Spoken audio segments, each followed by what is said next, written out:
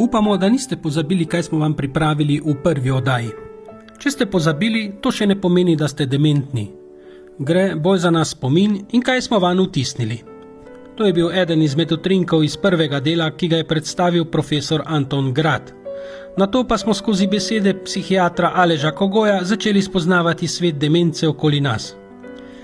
Sedaj gremo naprej po poti. Tatjana Cvetko, družinska zdravnica, je imela zapisano vprašanje: ali res obstajajo reverzibilne demence in kaj je to? Reverzibilne demence so, po domače povedano, ozdravljive demence. In jaz sem prepričana, da vsi v tej dvorani bi si želeli, da imate tako demenco doma. Ne? To so tiste demence, pravzaprav, ki je sindrom demence z vsemi znaki, ki jih poznamo kot zgodnje pojavljene demence, so pa posledica različnih bolezenskih stanj. In ta bolezenska stanja, če jih prepoznamo in ozdravimo, potem pravzaprav izginejo tudi znaki demence. Teh stanj govorimo o 10%, zdaj, tako kot se pogledajo podatki, mogoče boste ona dva kaj bolj komentirala, od 5 do 20%. Kaj to v praksi pomeni? Se pravi, če vas je tle 66, od vas bi doma lahko zdravili. To ni tako malo, ne? Če uno, ne? Eden od 10, 2 od 10, če bi to bila, je to kar pomembno, ne? Zato pravzaprav ves čas poudarjamo v vseh teh letih, ko delamo na skupini, o pomenu zgodnje diagnoze za demenco. Čeprav eni špekulirajo, pa rečejo, ali je pomembno, sej ni važno, sej ne moramo nič narediti, ne? Pa ni res, ne? Zgodnje prepoznavanje demence je pomembno. Zakaj? Zato, ker če začnemo z zgodnjim zdravljenjem v zgodnji fazi, s tem upočasnimo bolezen, pa seveda tudi omogočimo, umirimo malo bolezen, omogočimo, da se družina sprijazni, sooči z boleznijo, se privadi, pripravi za nadaljne faze. Po drugi strani pa pravzaprav zgodnjo diagnostiko iščemo tudi reverzibilne demence, se pravi te ozdravljive demence. No, danes bi mogoče le omenila še nov pojav, ki se pojavlja v strokovni literaturi. Ne? Govorimo o zdravju, o zdravem staranju in govorimo o demenci. Ne? In vmes se pojavlja, seveda to ni od danes do jutri, ne? Se pravi, ko stopnice, ne? Je pa ni, ne?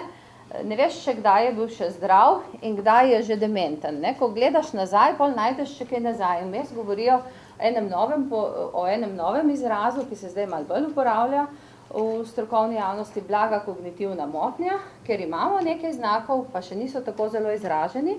In če imamo ali samo motnje spomina, ali pa mogoče samo motnje pozornosti, govorne motnje, ali pa da se nekako ne znajdejo, če jih opredelimo kot blago kognitivno motnjo, večji procent bolnikov iz te skupine razvije demenco, kot pa če teh sprememb ne ugotavljajo.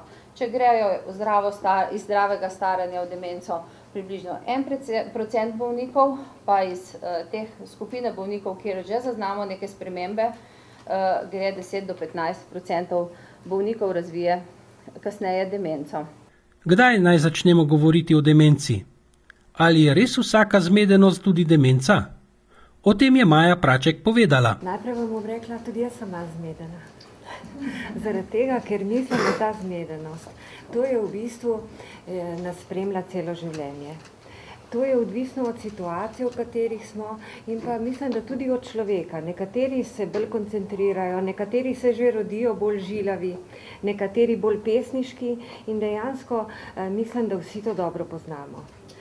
Kako v določenih situacijah se dejansko ne moramo kontrolirati, bi radi nekaj naredili, pa ne moremo. In če nas okolica takrat obsoja, če rečejo, ja, ta noče, ta zdaj nekaj se je zmislil, mi pa dejansko se ne moramo niti spomniti, niti nismo zaznali določenih stvari. Imamo občutek, da nas okolica ne razume. Jaz probam tako, ko pridem v družino, posebno, kadar se stanje že precej zaostri, pride utrujenost, napetost narašča zaradi same situacije. Probam prav to prikazati, ko se kakšenkrat pojavi prav to, da bi človek lahko naredil, pa noče. Jaz rečem tako preprosto, v glavi so komande, ampak jih ni. Ne? In dejansko mislim, da kakšenkrat res tako pomagam s tem, da potem, če nekdo ne more stopiti, ne, pa bi svojci radi, da stopi. Da rečem, ni komande v glavi za to. Ali pa, veste kaj, vi mu govorite, ampak tukaj od spredaj je stena in čez to steno ne gre. Tako nekako preko enih takih preprostih prispodob probam olajšati razumevanje, ker mislim, da tudi to sprejetje in razumevanje te bolezni, da je zelo ena težka šola, ko je ne vrste fakulteta. Tako da svojci, ki imajo mogoče tudi ta večji dar uživljanja, nekako lažje potem se približajo človeku in mislim potem, če v družini je eno tako umirjeno vzdušje, takrat tudi mogoče kakšni znaki bolezni so manj intenzivni. Tako da jaz vam bi priporočala v bistvu, da razmislite tudi, kolikokrat ste bili sami zmedeni. Pa mogoče kakšenkrat res tudi pride ta strah, jaz kadar sem zmedena, pa si rečem, ma kaj bom ratala dementna. Ampak zaradi tega, ker tudi se v tej, kasneje, jaz upam, da zdaj ne, ampak ker dejansko o demenci se zdaj veliko govori. In tako hitro pomislimo na to, kaj pa naša starost, kaj se nam bo zgodilo. Ampak s tem, da pokažemo razumevanje do dementnih ljudi, pa če je nekdo, rečemo tako, jaz probam zdaj že po hoji, po orientaciji v trgovini, že vidim, ja, tukaj pa se nekaj dogaja, rečem, tukaj pa nekaj najbrž ni, ne. Ko v bistvu nekdo gleda po policah, pa dejansko ne ve, kaj bi vzel, pa ne more izbrati zelenjave, pa tako. Ampak meni se zdi tudi to v redu, da bi nekdo pristopil, da bi temu človeku pomagal. Tudi prodajalke, ne, ali pa tisti, ki stojimo za blagajno. Dostikrat se zgodi, da rata ena nestrpnost, ko nekdo zelo počasi sklada notri, pa dejansko ne da noče, ne more. In te prav praktične življenjske stvari se mi zdijo, da bi mogli bolj ozavestiti. Kako poteka življenje v družini z dementnim bolnikom, doma je najbolje razkrila Suvada Čata, ki v takšnih trenutkih potrka na naša vrata. Gre za vprašanje socialne oskrbe. Socialna oskrba je namenjena tistim, ki imajo zagotovljene bivalne pogoje, pa tudi tiste osnovne pogoje za življenje in so lahko na svojem domu, vendar jim pač te preostale psihofizične sposobnosti ne omogočajo samostojnega življenja, rabijo eno pomoč in potem smo mi tisti, ki se pač vključujemo v to družino. Gre se za to, da ta storitev nekako nadomesti vsaj ali pa premesti, prestavi ta čas, ko nekdo pač mora zaradi določenih bolezni, starosti, oditi v institucionalno varstvo ali pa v bistvu kakšno drugo organizirano obliko, kar pa v naši državi še ni toliko organizirano. Gre se za to, da se storitev prilagodi potrebam posameznega upravičenca in nekako obsega naslednje sklope. Pomoč pri temeljnih dnevnih opravilih, to je pomoč pri negi, kopanju, oblačenju, slačenju, vzdrževanju in negi ortopedskih pripomočkov. Tu ne gre za kakšne zdravstvene zadeve, to je res samo nega, vse take zahtevne stvari potem prevzema patronaža. To je tisto, kar bi lahko morda tudi svojec opravljal, ampak zaradi obveznosti ali pa ker tega svojca ni, pač to prevzame služba pomoči na domu. Drugi sklop je gospodinjska pomoč, to so osnovna gospodinjska opravila. Nas zelo velikokrat zamenjuje za čistilni servis, kar mi nismo. Mi nekako pomagamo vzdrževati te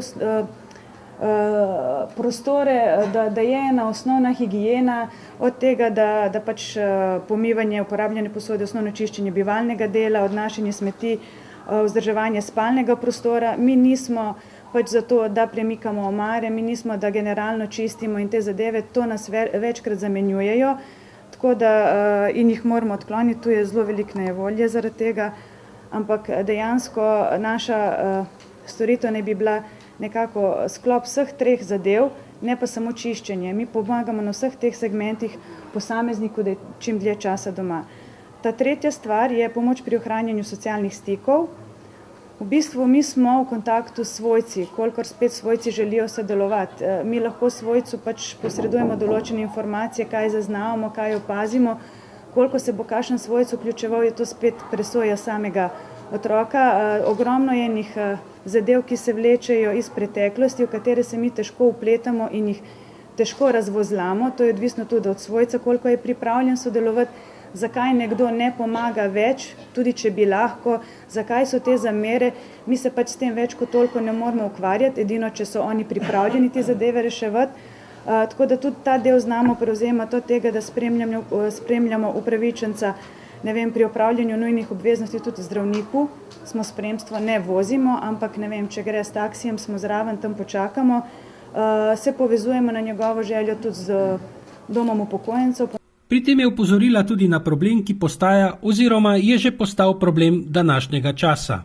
To, kar se pa mi srečujemo kot oskrba na domu, lahko rečem, da je njih 40, če ne še kaj več procentov vključenih ima diagnosticirano demenco. Tudi mi se lovimo, mi smo imeli že ena izobraževanja, ampak vidim, da to ni dovolj. Vedno znova je treba ene zadeve osvežiti, vedno znova so tudi kakšne nove informacije, kako pristopati k tej problematiki.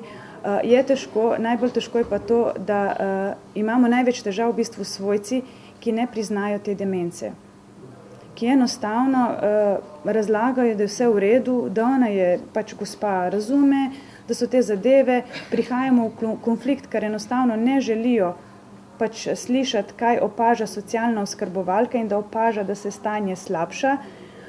Nekako so bili že jezni na center, ko smo pač to povedali in to je največji problem, kako v bistvu pristopiti do teh svojcev. Ali je to v bistvu samo naš del, kako se povezati, ali se tu povezati tudi s kakšnim zdravstvom, morda ne vem, če kdo pride strani zdravstva, lažje nekdo posluša, ker mi smo vseeno socialna oskrba, ponavadi nam rečejo, da mi ta del naj ne bi obvladili, ampak obvladamo marsikaj, no, tudi te zadeve, tako da nam na terenu največji problem predstavljajo svojci, ki ne sprejemajo demence človeka. Na problem z demenco se da tudi strokovno pripraviti in jo morda tudi doživeti. V tem pogledu že pripravljajo tako imenovane virtualne delavnice, kjer lahko ljudje podživijo to bolezen v vsej svoji razsežnosti. To je razložila Gabriela Valenčič. Tako, pripomočke smo pridobili iz Amerike, v bistvu za izvedbo te delavnice potrebujemo 2 do 3 prostore in sicer prostor, kjer poteka delavnica, je najprimernejša ena soba, kjer imamo mizo, postelje, vse to, kar mi imamo doma v stanovanju. Potrebujemo še poleg en prostor, kjer vsakega udeleženca pripravimo. Pred vsakim udeležencem tudi izvedemo eno anketo, kjer iščemo njegovo razumevanje oseb z demenco, njegovo senzibiliziranost. Taka delavnica je kar zahtevna, potrebujemo tudi pomoč najmanj 4 prostovoljcev. Pred vsakim izobraževanjem je eno predavanje, kjer predstavimo. To, kot sem rekla, pred vsakim izvedemo anketo in vsakega potem tudi pripravimo.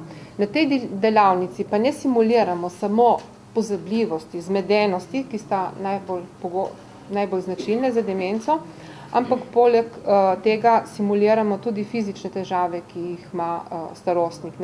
Večinoma oseb z demenco so starostniki in velikokrat pozabimo, da jih spremljajo še fizične težave poleg psihičnih. In sicer simuliramo izgubo vida, simuliramo jo pa tako, da jim namestimo posebna očala. Ta očala imajo na sredini črno piko in simulira degeneracijo makule in pa so take rahle rumene barve, kajti raziskave, ki so jih delali, so pokazale, da take storžaste spremembe na očesnem odzadju povzročajo, da starostniki z demenco vidijo kot skozi eno rumeno meglico, pravijo. Ne? In tudi raziskave, ki so bile delane na zelo velikem številu starostnikov z demenco, so pokazali, da jih zelo velik procent ima težave z vidom in nasploh je degeneracija makule eden najpogostejših vzrokov slabovidnosti. Simuliramo izgubo fine motorike na rokah, s tem, da mu namestimo posebne rokavice, bolečine v stopalih enostavno tako, da jim pokako nasujemo v obutev, ter izgubo sluha. To pa tako, da vsakemu namestimo slušalko z MP3 playerjem oziroma enim predvajalnikom, kjer je posnet poseben zvok, ki smo ga tudi pridobili, skupaj vsemi pripomočki in pa simulira hrup iz okolice. Namen tega je, da nam simulira izgubo sluha pri starejših in pa kako hrup vpliva na zmedenost. Ne? Mi prevečkrat pri svojem delu, verjetno tudi v domačem okolju, je tako, da ko pridemo v sobo, se pogovarjamo, prižgemo televizijo, radio, delamo s starostnikom, namesto da bi odstranili vse moteče hrupe, ko delamo z njimi, se njemu posvetili in jasno in razločno govorili. No, skozi te simulacije, ki jih naredimo, udeleženci tudi pridejo do določenih spoznanj in sicer kako pomembna je pravilna svetloba pri starejših, pri osebah demenco, še toliko bolj, da se znajdejo v prostoru, kako pomemben je hrup, da ga odstranimo ves nepotreben in kako pomembno je, da namestimo stvari na vidna mesta, da ne dajemo več navodil naenkrat in da jih večkrat ponovimo. Ne? Namen teh delavnic je, kot sem rekla, da bi vsi začutili, da je potreba oseb z demenco res ta, da potrebujejo več časa, da potrebujejo potrpežljiv in empatičen odnos. Kako lahko pomagamo še bolnikom z demenco? Ena izmed oblik je tudi delovna terapija.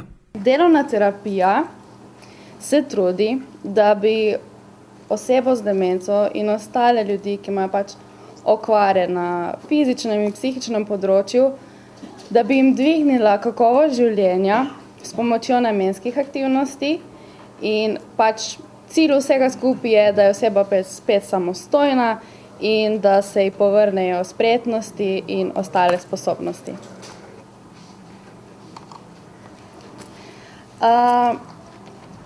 Človek deluje na 3 področjih delovanja in sicer na skrbi za samega sebe, kar zajema oblačenje, hranjenje, obuvanje, slačenje, potem delo in produktivnost, pač da smo produktivni, da delamo, in pa prosti čas, ki zajema rekreacijo in igro. Stvar je v tem, da se morajo ta 3 področja med sabo prekrivati in sami pri sebi moramo paziti, da so zmeraj v ravnovesju, ker če samo ena stvar manjka, potem se vse poruši in človek ni več zadovoljen in se počuti nekoristnega in žalostnega. Kot sem prej omenila, je cilj delovne terapije, da je oseba samostojna, da se ohranja njene sposobnosti čim dlje časa in da se počuti kar čim bolj učinkovitega.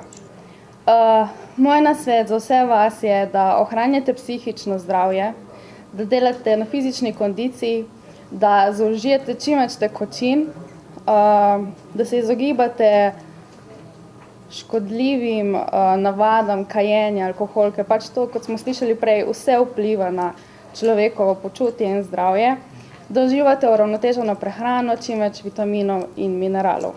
Vid Vodušek je v svojem uvodnem nagovoru dejal, da bo govoril o temi, o kateri se nerado govori. Govoril je o smrti, žalovanju, depresiji. Zato mu kar prisluhnimo. Najbolj enostavno, če rečemo, da je depresija motnja v žalovanju. Torej, ko je proces žalovanja moten, takrat se razvija depresija. Seveda se lahko razvija depresija tudi po kakšnih drugih biokemičnih nepravilnostih, zastrupitvah in tako naprej, ampak psihološko je to najboljše razumevanje. Torej, takrat, kadar gre nekaj narobe v procesu žalovanja, takrat se to začne kazati kot depresivnost. Izguba apetita, volje, veselja do stvari, apatija in podobno.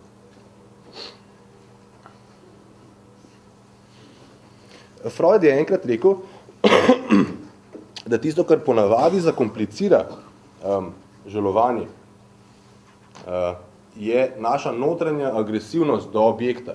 On je tako rekel, da imamo ljudje zmeraj ambivalentne odnose. Tudi do najbližjih. Da tudi tiste, ki jih imamo najraj, jih tudi zelo sovražimo lahko. In ambivalenca je v tem smislu problematična, da potem, če ta človek umre, se lahko zgodi, da človek sam sebi pripiše krivdo, da je umrl. Zato, ker ve, da je tudi on njemu na nezavednem nivoju kdaj želel smrti. Ne vem, če kdo od vas kdaj ni želel kakšnemu svojemu bližnjemu smrti. Najbrž kdo mu je. To je spet tabu tema. Ampak si o tem se ne govori in o tem to ponavadi preslišimo.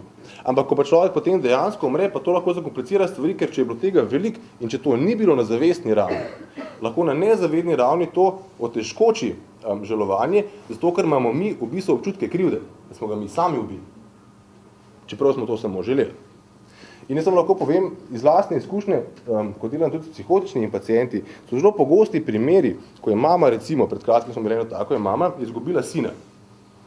In ni zmogla dobro žalovati za njim, je šla celo v psihozo, da rečem, je začela slišati stvari, ker je tako bolel, ampak glavno prinesli pa bolezenski občutki krivde, da je ona kriva za smrt tega sina. In ga tako ni mogla spustiti. Je na nek način nosila sabo kot tisto, kar je zakrivila, depresivno je bila pa zaznori. Torej, motna žalovanja, ko nekoga ne moramo spustiti od sebe. Zdaj, a si sledimo? Pri svojcih, ki živijo za človekom z demenco, je pa tukaj v bistvu ta motna ravno okolo obrnjena.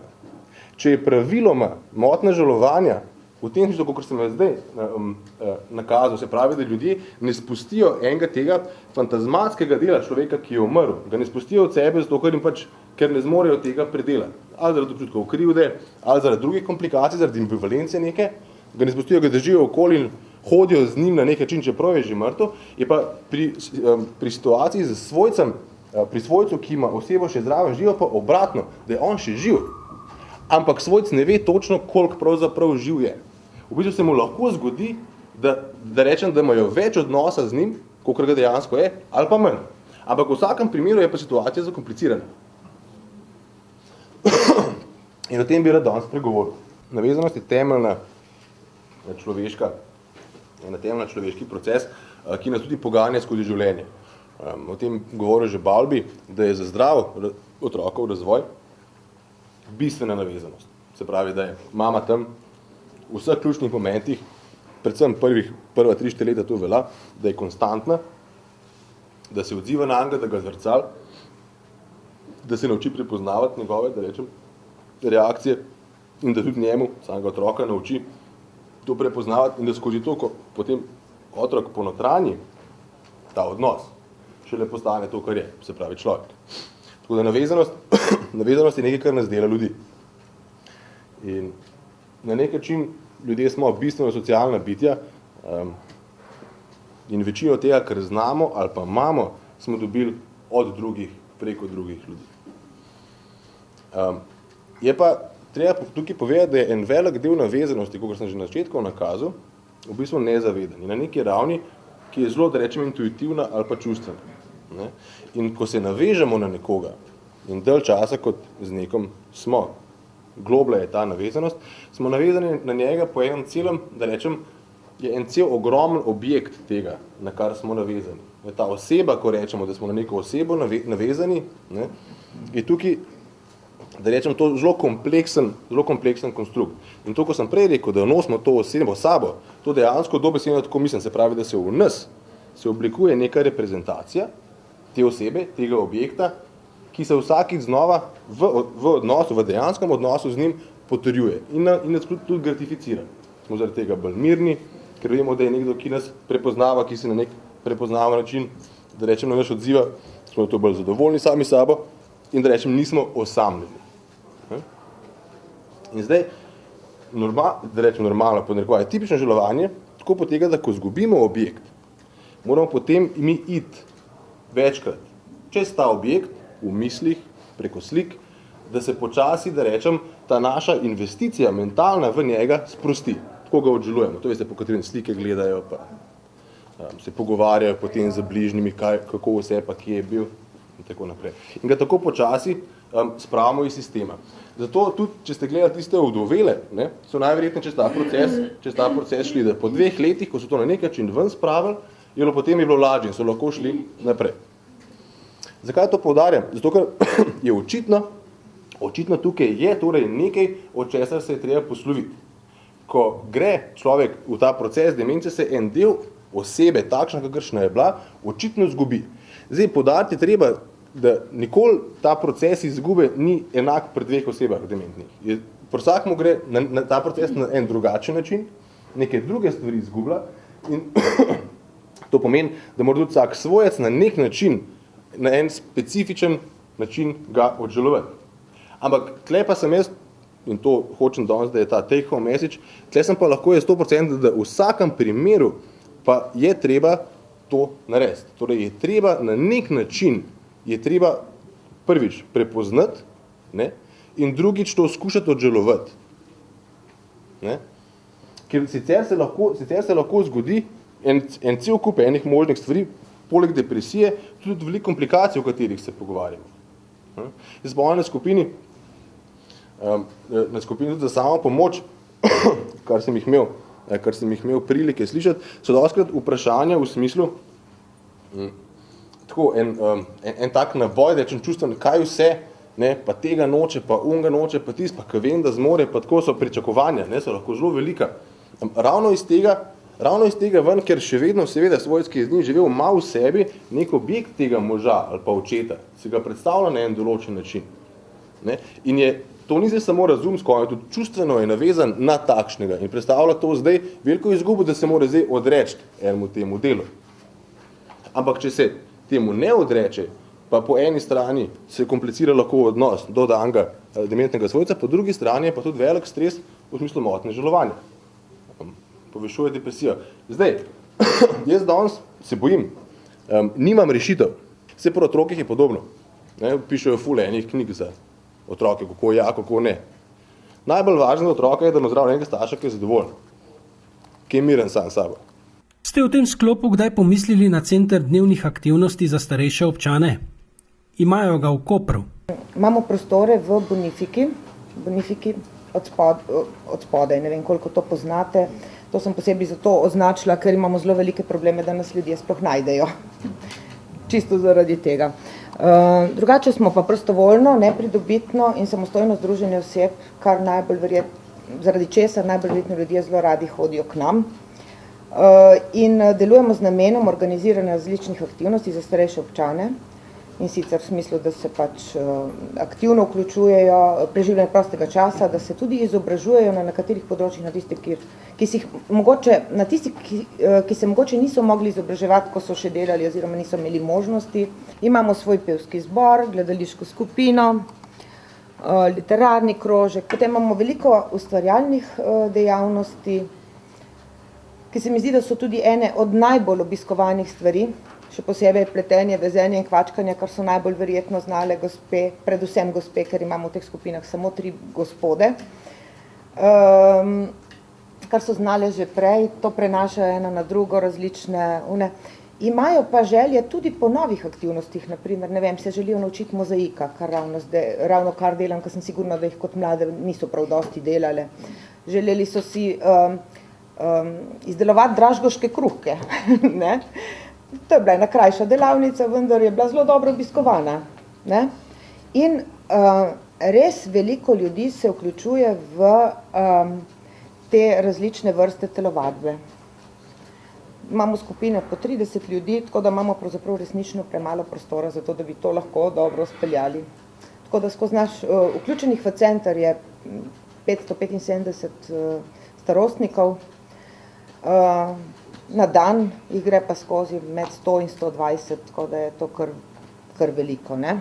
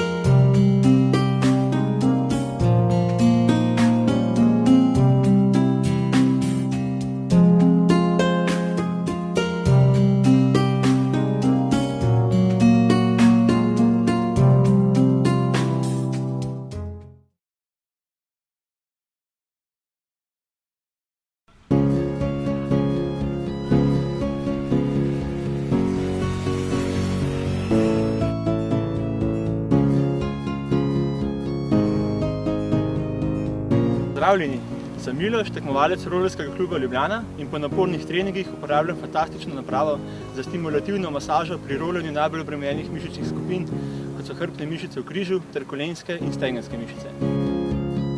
SportStance je odlična naprava, ki mi poleg masaže po napornih treningih omogoča tudi treniranje mišic kjerkoli, kadar zaradi službe in ostalih obveznosti ne morem na treningu. SportStance je tako učinkovit, da imam lahko po mišično-stimulativnih programih utrujene mišice še naslednji dan.